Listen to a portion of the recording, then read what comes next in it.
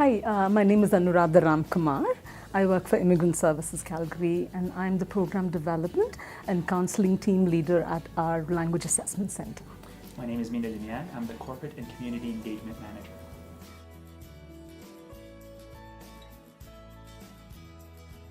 Immigrant Services Calgary, ISC for short, is a settlement agency that has been in operation for the last 40 years. So I would say almost 41 years now. We have been providing a variety of programs and services to help the integration of permanent residents and convention refugees to actually facilitate their economic, social and cultural integration to the mainframe of Calgarian society, because these are people who have decided to make Calgary their home, and they need a lot of support and being successful in that journey. As you can imagine, Kurt, it's not so easy to move from another country and starting all over. So helping them sooner than later is very critical, and that's what agencies like ISC do in terms of helping the immigrants and refugees.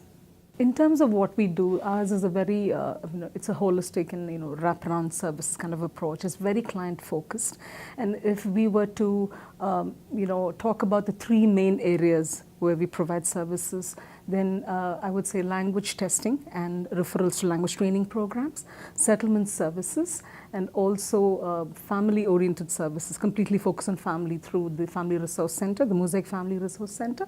These are our important service areas. And within these service areas, there are so many programs and services, different programs that we offer to facilitate the integration of the immigrants and the immigrant families and refugee families that come to Calgary. It's a wraparound services, so we're supposed to be able to serve families, we're supposed to serve individuals, kids, everyone that comes into ISC, provide them with actual information that they need in order to get referrals, in order to get to the places where they need to go. And like Anu said, it's all about prevention, it's all about empowering individuals so that they can actually move forward in their life and make a new home in Canada.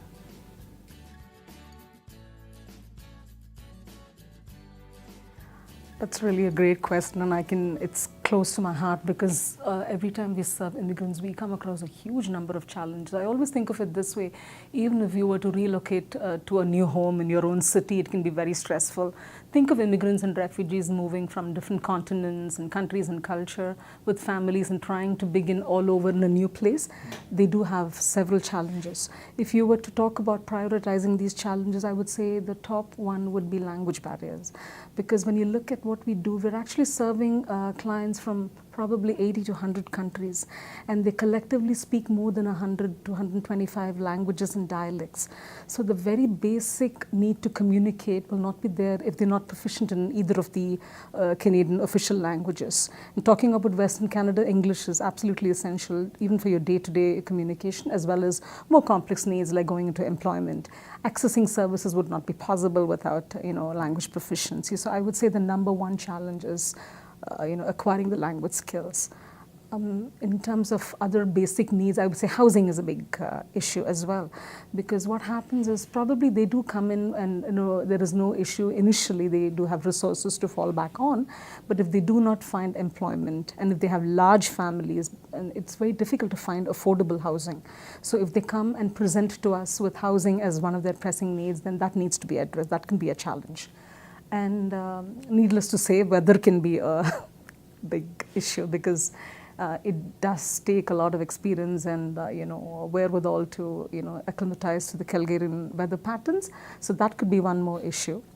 And a very big issue which we all face all the time with different programs and services is actually to empower our clients to find employment consistent with their professional backgrounds and skills.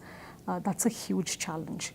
I'll tell you why, because if you do come in as a skilled professional and you have all the experience and the education from back home from your country, it still takes a lot of effort to get into regulated professions in Canada.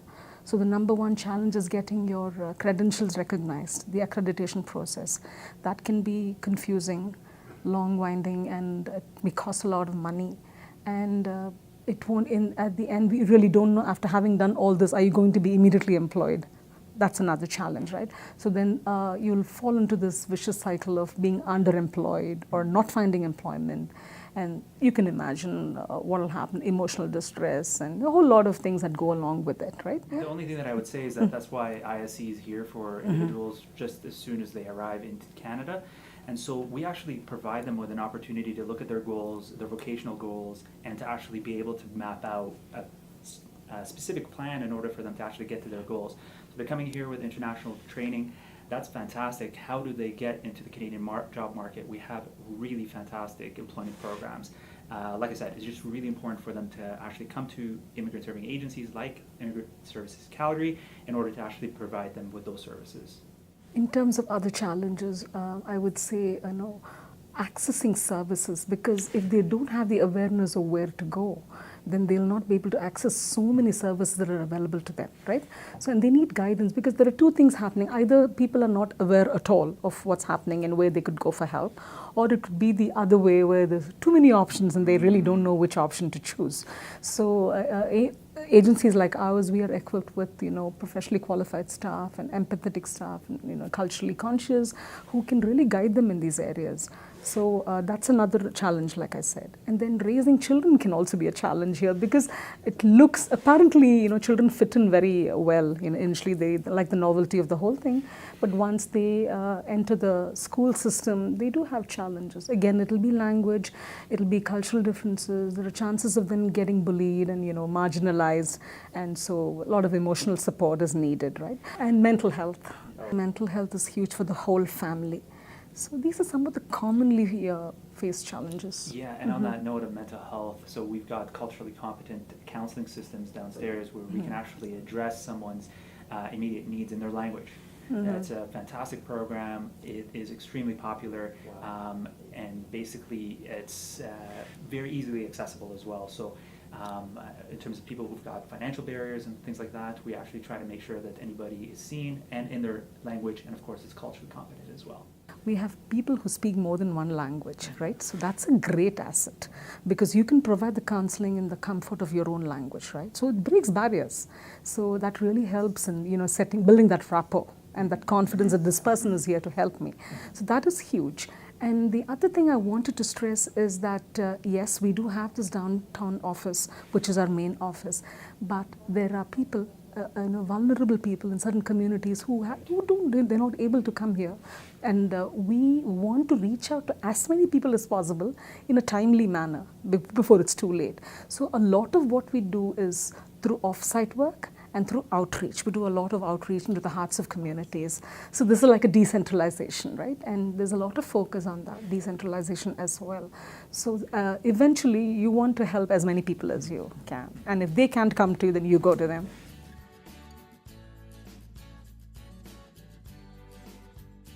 To explain the difference between refugees and permanent residents, the difference is really huge.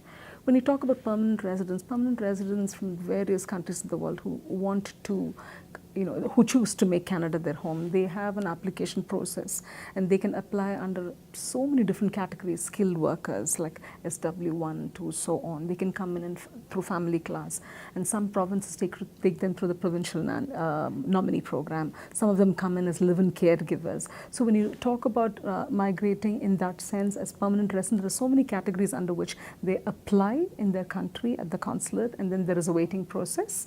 And if their application is approved, then they come in as permanent residents. They're called landed immigrants, right? They come in with a landing paper, they apply for a permanent resident card, and then bang, they can access our facilities, our services as soon as they land. When you talk about refugees, we primarily deal with what we call government-assisted refugees. Government-assisted refugees are convention refugees. The government has actually chosen to bring these people from various, troubled parts of the world. So when they come in, they're actually housed in a reception house here in Calgary, which is called the Margaret Chisholm Resettlement Center. So they're housed there for about 19 to 20 days, and priority services provided to rehabilitate them, right? In addition to government-assisted refugees, we have what is called privately sponsored refugees, which is like churches or even family sponsoring. They are privately sponsored. They can also access our services at any point in time after landing. And with technology being what it is, there is a lot of pre-arrival information also. It's not like how it was before. People do hear about us and know about us even before they land, because I've had people who come and say they knew where to go for language assessment even before they landed here. Then we have the blended visa refugees as well, right? So they're partially sponsored by the government and privately sponsored as well. So there is a very big difference between and with government-assisted refugees, they get help from the government for the first year, right, in terms of settling into their new routines, yeah.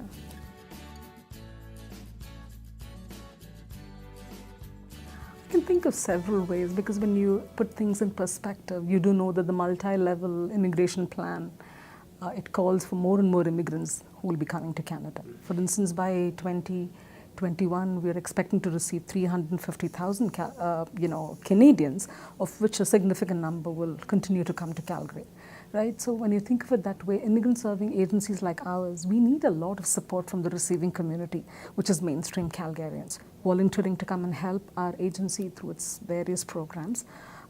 Very important area where we seek help, or we love having that help, is when in the area of employment readiness, job search, and finding employment for our clients. So I'd like to stress that we see so many skilled immigrants with excellent, credentials, and many of them are job ready thanks to some of the training that we provide. So there's a huge talent pool waiting to be literally, chosen by employers, right? So that can happen to a better extent than what is happening now. Think of it this way: if I'm a corporate entity and, I don't have hiring costs, right? If I work with agencies like Immigrant Services Calgary, where there is an existing pool, you don't have to look elsewhere. So that's a great way. We have a large number of really great corporate partners that actually come in and do these fantastic volunteer programs where they create workshops for immigrants. So how do you network in Canadian culture? It's really neat to actually see, major corporations come in, this is how you network in Canadian culture, this is how you actually get a job. And then they come in, they'll do power breakfasts, and they'll describe what it's like in a Canadian workplace. So this is really important for immigrants and refugees to understand those elements. We have fantastic corporate partners that actually sponsor our events. We've got fantastic corporate partners that do so many different things for us. But essentially what it is, it's about the client, and it's basically volunteering to ensure that those clients understand what it's like in the Canadian workplace in order to get their foot in the door and then keep moving forward. Things like, I would say, networking, and then mock interviews. We've done quite a few with so many of our corporate partners. They come in and then they actually do mock interviews with the clients. They ask them to bring a job spec of a job that they'd like to apply for, and then they do an interview and then give them feedback. They actually videotape it sometimes, to tell them that, the nuances of how to do an interview, and then job search strategies. And then these days, how to even navigate your search through application tracking systems, right? So these are things that immigrants and even skilled professionals may not be aware of. So when you have corporate partners who come in and coach our people, it really empowers them. I must say the outcomes are excellent in those areas. So I just wanted to take this opportunity to also speak about our annual gala, the Immigrants of Distinction Award. We have one coming up in March next year. That's a huge event in terms of recognizing the achievements of immigrants.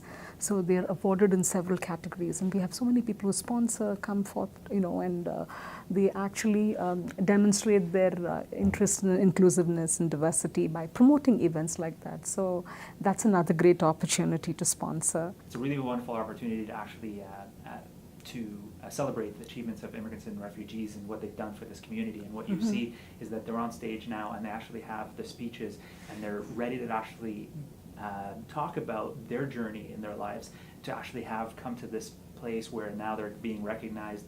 Of course, we've got members from all sorts of government there, federal, provincial, municipal, and corporate entities. And it's a really wonderful event to actually, like I said, celebrate all those achievements.